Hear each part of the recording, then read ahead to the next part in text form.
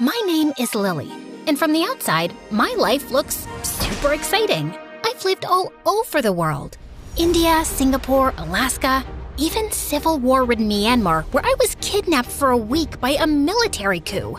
Pretty cool, right? But the craziest adventure I'd ever gone on was in a boring suburban home in Boston. But first, let me tell you more about myself. My parents were investigative journalists, and they went wherever the story was. Corrupt government, church cult, mysterious disease outbreak, serial dog napper. Sure, they were living a life full of intrigue. And my younger brother Jacob totally idolized them. But for me, it was constant whiplash. I craved normalcy, stability, and safety. And my parents' homeschooling techniques were questionable at best. So I spent most of my time teaching myself science and biology. The plan was to become a doctor one day. You know, something stable. Then one day, my mom delivered life-changing news. We're moving to Boston to cover a story on the mayor's disappearance. We figure it'll take at least 2 years to crack. So we're sending you to high school. I screamed with excitement. The most we'd ever stayed put was 6 months. Of course, the transition to normalcy was tricky. But then one day, when I was performing surgery on a mouse in biology class, I did the unthinkable. I made a friend. Girl, you're such a natural. I'm impressed. Thanks. I want to start my own doctoring practice one day. Hole up in one place, find some loyal patients, and really be there for them, you know? That's beautiful. Oh, can you take a look at this mysterious fungus on my foot? Just kidding. But hey, you want to hit up the mall after this? Suze was the best. Funny, smart, loyal. We got super close in no time. And then, exciting news. We solved the mayor's disappearance. Turned out, he faked his own death. So we're moving to Hawaii to cover the illegal capturing of the Hawaiian monk seal. What? No, I love it here. I finally feel like I have a life. You said 2 years. Sorry, honey, but we're just too darn good at our jobs. Well, I'm not going. I've spent 16 years being carted around like a chihuahua in your purse. I'm not just an accessory to take with you whenever you want to pick up and leave. So many kids would die to be in your position. Getting to see the world, experiencing new things. If only you could be grateful like Jacob. Well, I'm not Jacob, and I'm not leaving. Ugh, I can't stand being your daughter. That's it. Now you're really not leaving. You're grounded. I was done listening to my parents. I ran out of the house and hopped on my bike, pedaling as fast as I could to Suze's house. I was in such a frantic state, I didn't even see the truck turn into my lane. And smack! I went flying off my bike, launched into the middle of the road when my head slammed against the cement. And then, everything went dark. When I woke up, my head was throbbing, and my bike was destroyed. But otherwise, I felt weirdly fine. I could have died, and it was all my parents' fault. I'll admit, I was a little disoriented. I didn't know if a day had passed or a week. And when I finally got home, I was shocked to see that my parents' cars weren't in the driveway. Were they out looking for me? When I walked inside, I thought my eyes must be deceiving me. The entire house was empty. No family photos, no TV, no furniture, no family. A sinking feeling overcame me. Hello? Is anyone here? Hello? I checked every room, but not only was no one home, none of their stuff was here. And without the furniture, the place felt really eerie. When I got to my room, I was afraid to open the door. But to my surprise, it was exactly as I'd left it. I grabbed my phone to call my mom, but it went straight to voicemail. What the heck? Did my parents seriously move without me and were now blocking my calls? I looked around for a note, but there was nothing. This was insane. But then it occurred to me, maybe this was my parents' way of letting me have my way. So I decided to stay put. I'd live my life, graduate in a year, and go to college. I'm sure my parents would call me back tomorrow, and I'd deliver the news.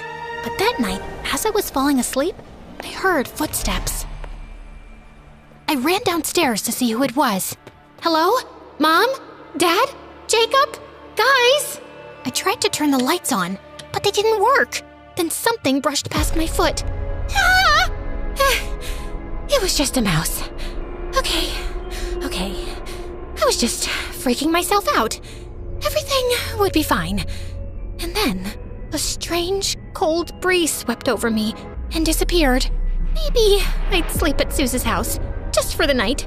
I grabbed a backpack and opened the front door, but it was jammed or something. I pulled and pulled, but it was stuck. I tried the back door, but it wouldn't budge. What was happening? Something felt off. I decided to sneak out through the window, but when I went to lift it, it slammed shut, right on my hand. Ow! I frantically tried calling Suze, but it also went to voicemail. What was happening? Okay, I had to calm myself down. I bandaged my wound and tried calling my dad. As the phone rang, there was a pit in my stomach. It went to voicemail. Dad, it's me. I just got home and no one's here. And for some reason, I can't leave. Where are you guys? I got into an accident. Sorry I didn't come home sooner. I'm okay, just call me back, please. I spent the night shivering in bed. It took me hours to fall asleep, and I had the craziest dreams. As I was sliding on an iceberg in the middle of Antarctica, surrounded by killer orca whales, the sound of the doorknob turning jolted me awake. Oh my gosh, I was so relieved. My parents had finally come home.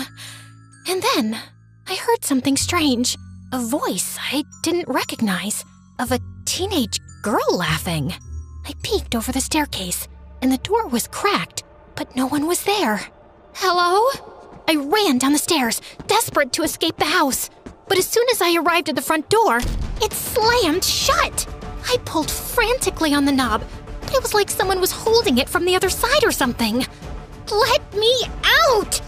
Help! Suddenly, the sound of the teenager giggling was met with another voice. Yara, honey, put your phone down and help me unpack. I followed the chatter down the long, dark hallway, all the way to the kitchen. You said you wouldn't tell me what to do if I didn't complain about moving to this creepy house. I poked my head into the kitchen, shocked to see a mother and her daughter, maybe a year or two younger than me, unpacking boxes? The mom looked totally normal, and the girl was a hardcore emo goth, so also pretty normal. I tried not to startle them, scared they might be dangerous. Hello? Excuse me, what are you doing? How long have you been here? I've been calling for help.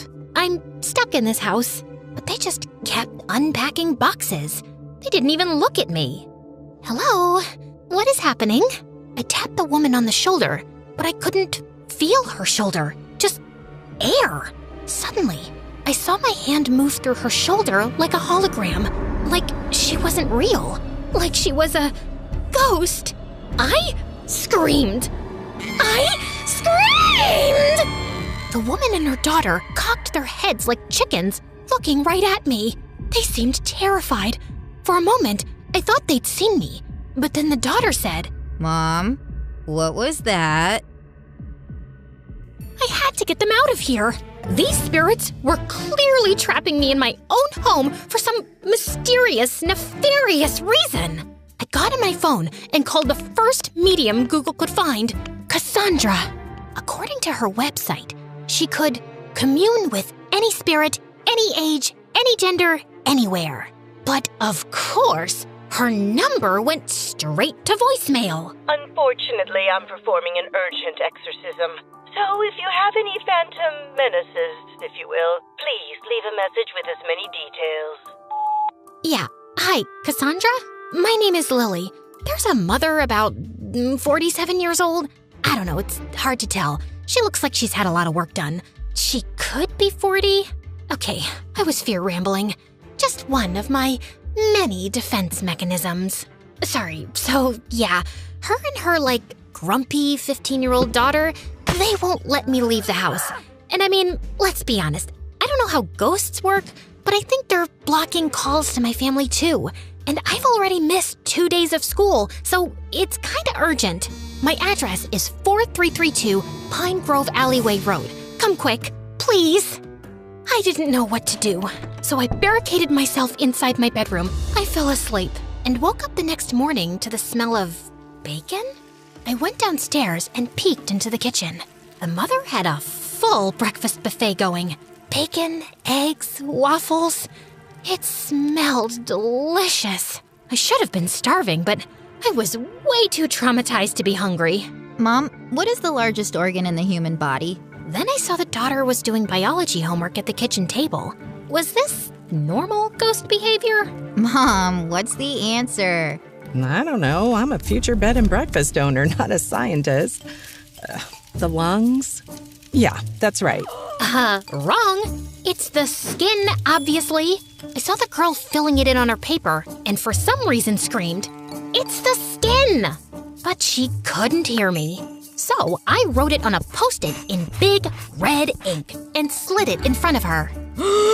She slid back in her chair, almost toppling over. Did she see the note? Who are you? Why are you in our house? Honey, stop with the hysteria. Mom, you're not supposed to call women hysterical, especially your own daughter. There's an evil being here. I can feel it, and I'm not gonna be around when it enacts its vengeance. Whoa, whoa, whoa. Who was she calling an evil being? She had it totally twisted. She ran towards the door, making a run for it.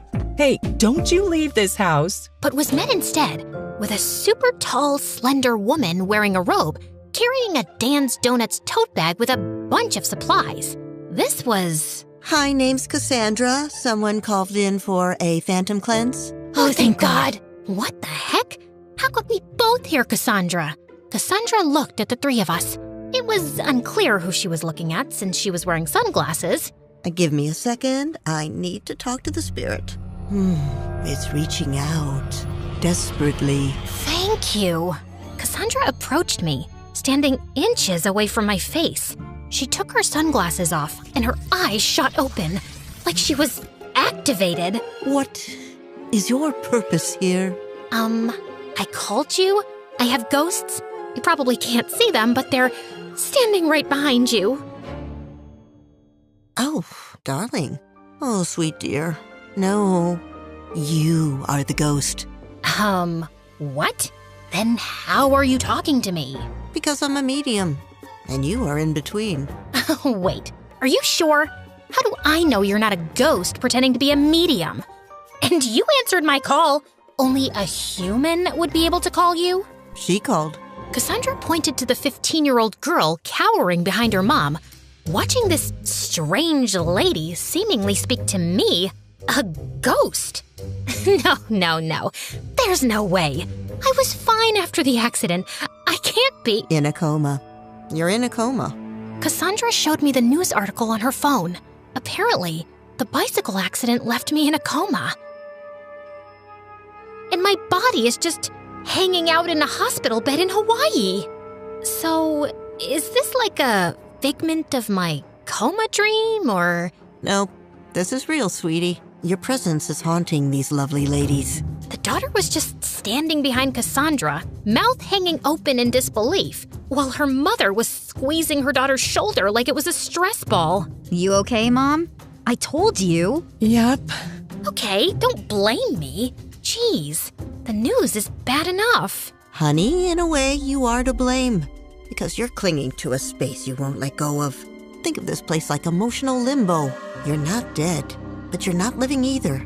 And until you let go, you'll be trapped here. She turned to the terrified, lovely ladies and presented her credit card swiper. And for a second, I could have sworn she was holding a paper that said, "Like and subscribe to MSA." Nope, made that up. She didn't have that. Seriously? Please, like and subscribe to MSA. Time to pay. So, is she gonna leave? I want to. Tell me how. But Cassandra was already out the door. Luckily, she left it propped open. I tried running outside, but the door slammed right in my face. Oh my God, was that the ghost? Mom, maybe it's a sign. You're scared. I'm not happy. It would be the perfect time to bail on your bed and breakfast dreams and move back to where Dad is and where my old life used to be. Just saying. Honey, no. We're not going to let one ghost ruin our dreams. I've got bigger fish to fry. Believe me. Mom, stop calling your dreams ours. Woof. I didn't want any of this mother-daughter drama. I just wanted to leave and be back in my body. I screamed it, hoping it would come true. I want to get out of here. I want to get out of here. I'm letting go. I reached for the door, but it wouldn't budge. I tried kicking and pushing, but my limbs just swooshed right through the wood. 4 hours later, after I calmed down, I figured being a sorta ghost, or whatever I was, came with special abilities that I didn't know about yet. Like flickering light switches, floating, blowing cold air at people. Maybe that stuff would be helpful? But what was I capable of? I tried hovering a chair, just to see if I could. It lifted, wobbled, and then launched through the kitchen window and smacked the gardener in the back. Michelle ran outside screaming apologies and ended up giving him a free night stay and a $40 please don't sue me bribe. Then I tried levitating a spoon. It spiraled into Michelle's coffee and smacked her right in the eye. She didn't even scream, just sighed, of course, and started Googling real estate agents. After a lot of trial and error, I learned that my super abilities sucked. All I could do was levitate pencils and move furniture around for some reason, all while having to watch Michelle turn my old house into a bed and breakfast. And she was working fast. And to make things worse, I could hear Yara on the phone complaining about me. I feel like the ghost is eavesdropping. She's so noisy. She doesn't even do anything cool. I mean, the least she could do is make this boring place more interesting. Ugh, I just want to be with you, Harry. You ghostly freak, stop eavesdropping. Get a life. Or afterlife, whatever. Fine, I was eavesdropping. Sue me. Coma Purgatory was super boring too. Soon, I learned that Yara had a boyfriend back home that she was obsessed with.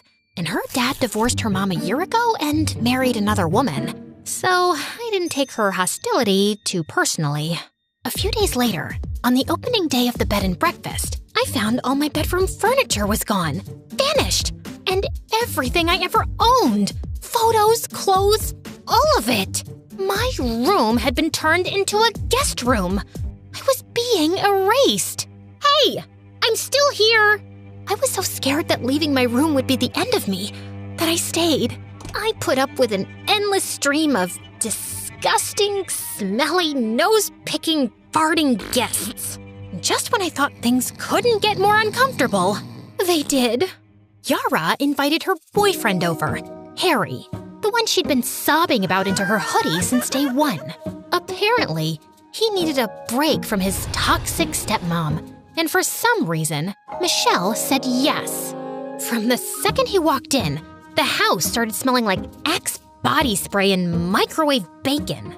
He flopped right onto my bed, kicked off his sneakers, and yelled, Yo, babe, this Airbnb is fire! You guys got snacks or what? Then he opened a soda, chugged half of it, and let out a fart so long it had segments. I wish I was exaggerating. Michelle passed by the door with this forced, hostage-level smile and said, Let me know if you need anything. Yeah, a TV in here would be clutch. I swear, she blinked twice like it was Morse code for help me. Later, I tried to spook him out. Just a gentle ghost nudge. I floated a cereal box off the counter and dropped it right into his lap.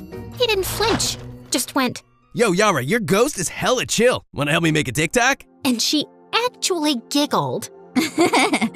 You're so dumb. They released the video with the caption, Me vibin' with the ghost girl. It got 3,000 likes. I've never felt more personally attacked in the afterlife.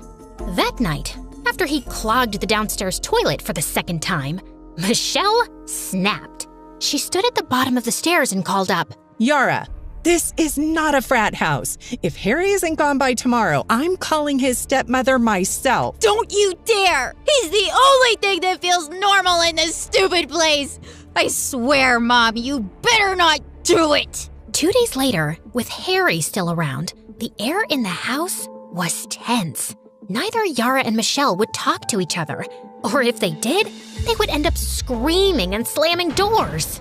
I was ready to full-on poltergeist this boy out of the house. Then one afternoon, I was lurking under the dining table when Harry left his phone on it and wandered off to microwave bacon. Again, the phone buzzed and a text lit up the screen. Kelsey, still thinking about our kiss last week? Miss your lips, babe? Excuse me? I stared at the phone like it had personally insulted me. Yara had to know what a fart bag Harry was. Okay, she already knew that. But if farting wasn't a deal breaker, maybe the cheating would be.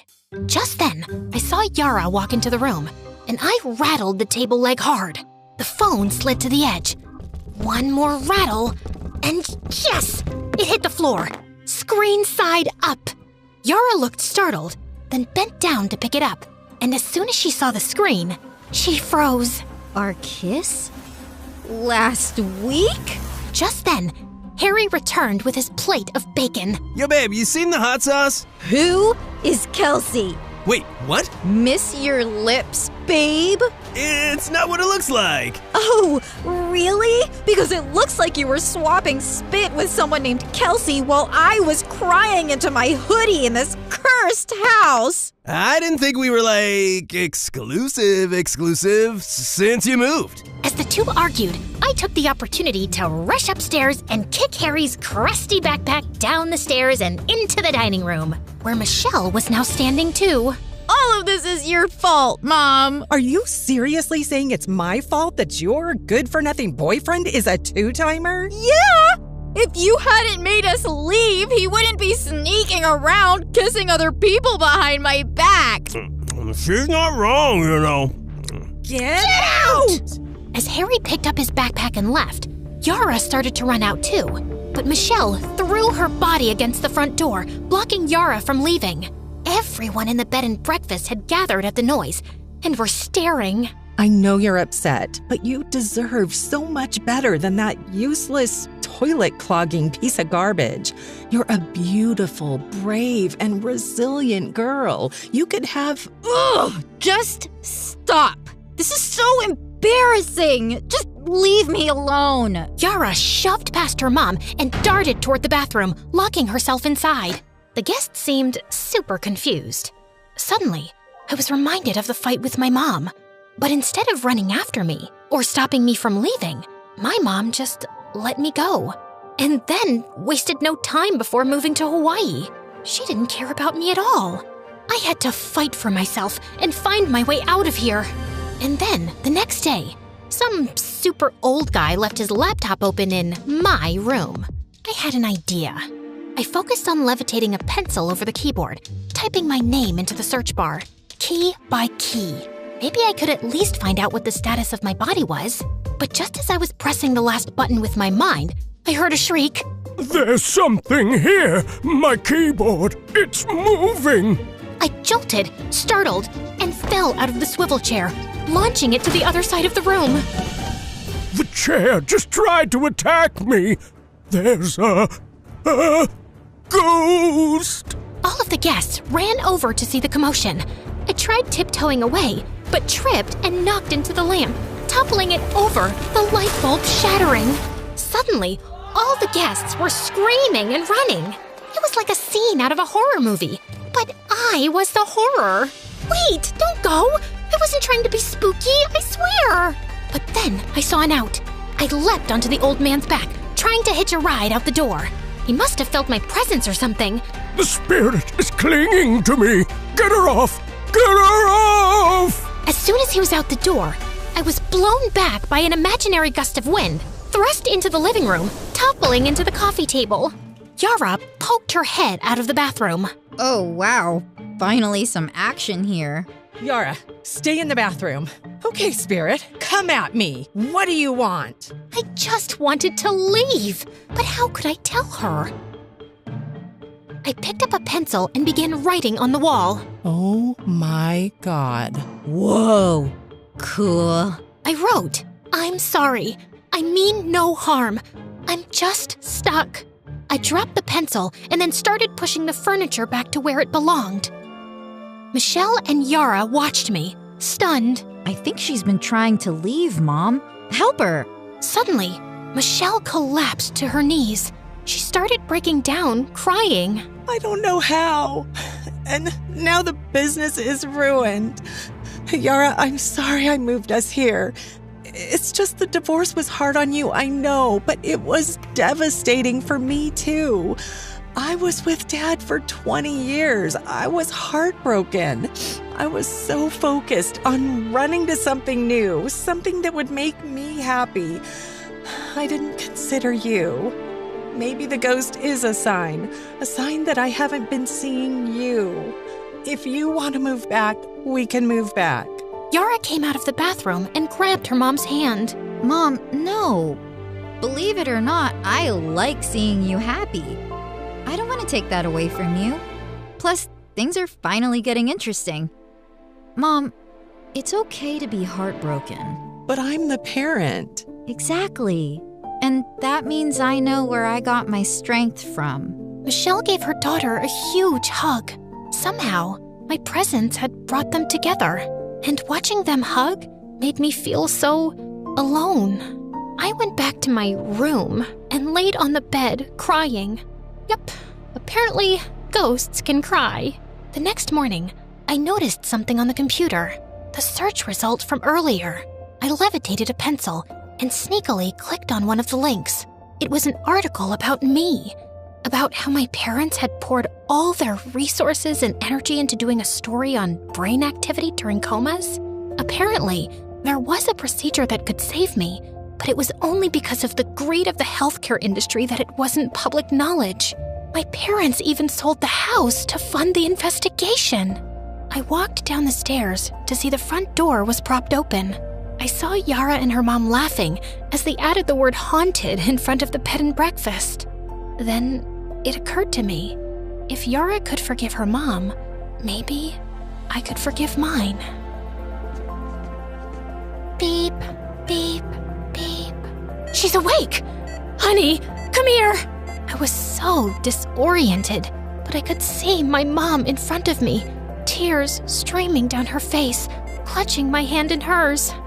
Mom, is this real? Her teardrops landed on my hand. It definitely felt real. Oh my goodness, Lily. I am so sorry we put ourselves before you. You and Jacob are everything. It's my fault for driving you away. I'll never forgive myself. Mom, it's not your fault. You're great at what you do.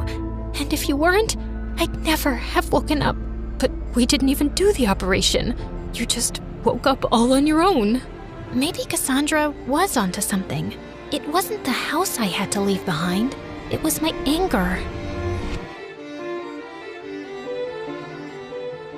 Mom, Dad, you were just chasing your own happiness.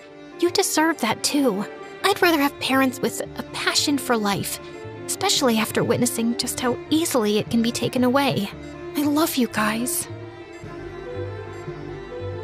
Your forgiveness means everything. And I promise you'll like Hawaii. We can stay as long as you want. Actually, I have another idea. My parents agreed to pay for me to stay at the bed and breakfast until I graduated high school. Suze was over the moon to have me back. And when I confessed to Yara that I was the spirit, we became fast friends. I told her she could probably take down the haunted sign now. But she said, "No way! Business is booming because of it. Turns out a lot of people are obsessed with ghosts." Turns out, I didn't need to leave the house to finally be seen. I just had to stop running from it. And yeah, my craziest adventure? Not Myanmar, not the monk seal. It was becoming the ghost in my own house and finding my way back to life.